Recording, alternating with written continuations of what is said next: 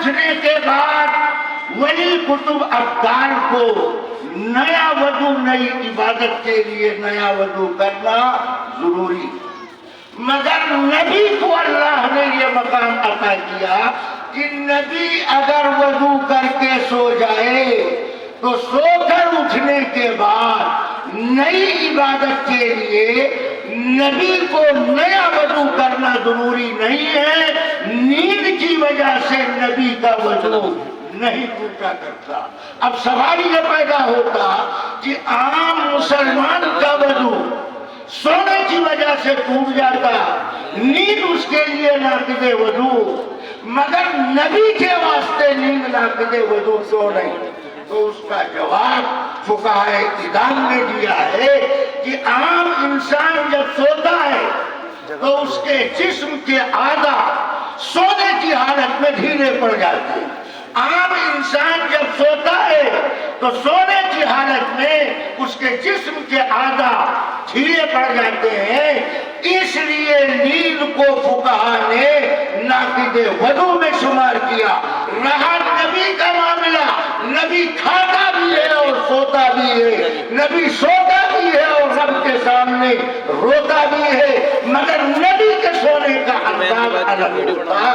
نبی جب سوتا ہے تو نبی کی آنکھیں سوتی ہیں، نبی کا دل جاگتا رہتا ہے۔ نبی جب سوتا ہے نبی کی آنکھیں سوتی ہیں، نبی کا دل جاگتا رہتا ہے، اس لیے نیند نبی کے واسطے ناقض وضو نہیں ہے۔ اسی بنیاد پر اہل سنت و جماعت کا اجماعی عقیدہ یہ ہے کہ پاکی بھی نبی کی اختیاری، ناپاکی بھی نبی کی اختیاری۔ اس جملے پر دھیان دو میں کیا کہہ رہا ہوں۔ نبی کی پاکی بھی اختیاری، نبی کی ناپاکی بھی اختیاری۔ معلوم ہوا نبی غیر اختیاری طور پر ناپاک نہیں ہوتا۔ غیر اختیاری ناپاکی کیا ہے؟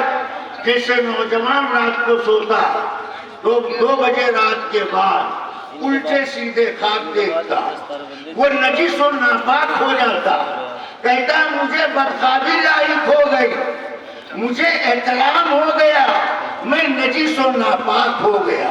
یہ بدخوابی احتلام انسان کے لیے غیر اختیاری ناپاکی کہلاتی۔ انبیاء کی جماعت اس طرح کی آلائشوں سے پاک جماعت ہوتی ہے۔ انبیاء کے بارے میں کہا گیا لم یحتلم نبی قط، کسی بھی پیغمبر کو کبھی بھی بدخوابی لاحق نہیں ہوئی۔ نبی کی پاکی بھی اختیاری ہے اور نبی کی ناپاکی بھی اختیاری۔ نبی اپنے اختیار سے اپنے بیوی بچوں سے ملاقات کرتا ہے اور پھر وہ پاکی حاصل کر لیتا۔ احترام بدخوابی یہ غیر اختیاری ناپاکی کہلاتی ہے۔ ایسی آلائش سے انبیاء کی جماعت کو پاک رکھا گیا۔ یہ کمال اللہ انبیاء کی ذات میں پیدا فرماتے ہیں۔ اب آئیے عورت کو نبوت جو نہیں دی گئی اس کی دوسری وجہ ہم ذکر کرتے ہیں۔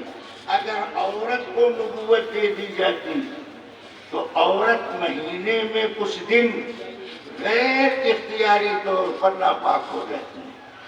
عورت چاہے کہ ہم ناپاک نہ ہو، اس کے اختیار میں نہیں ہے کہ وہ ماہانہ ناپاکی کو آگے پیچھے کر دے۔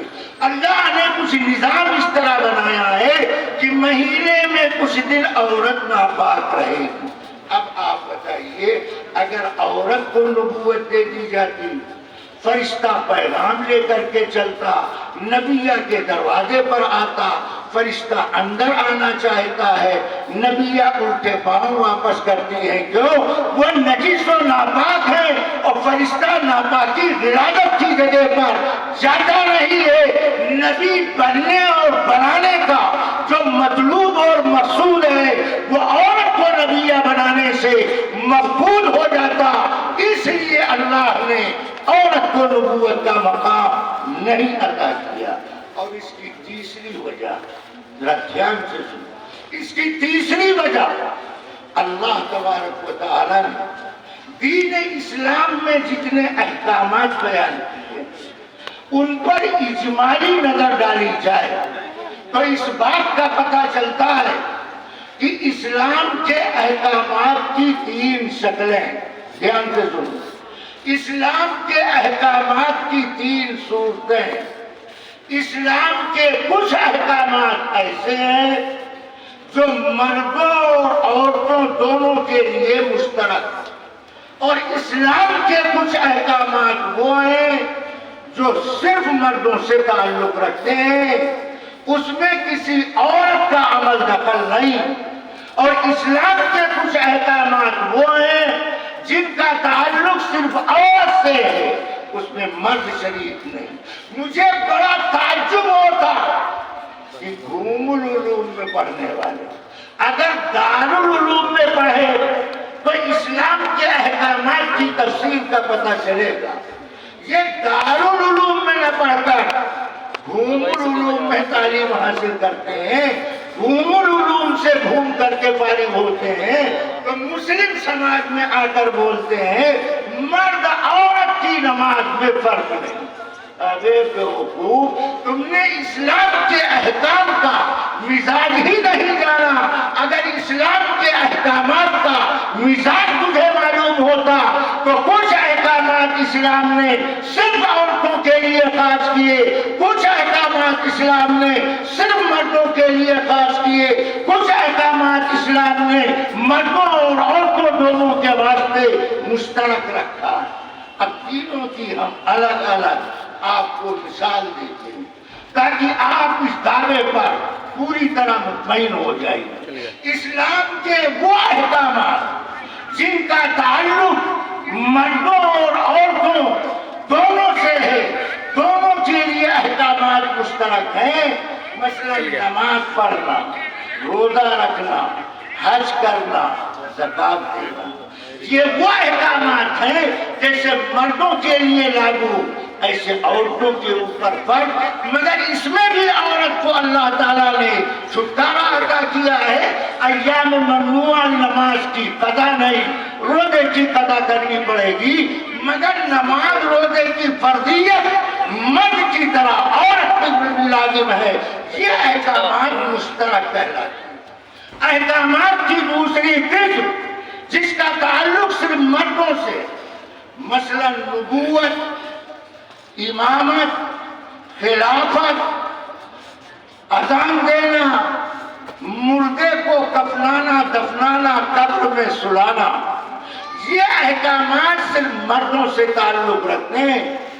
عورت کو اذان دینے کی اجازت نہیں دی گئی، عورت کو جامع مسجد میں جمعہ کی امامت کی اجازت نہیں ہے،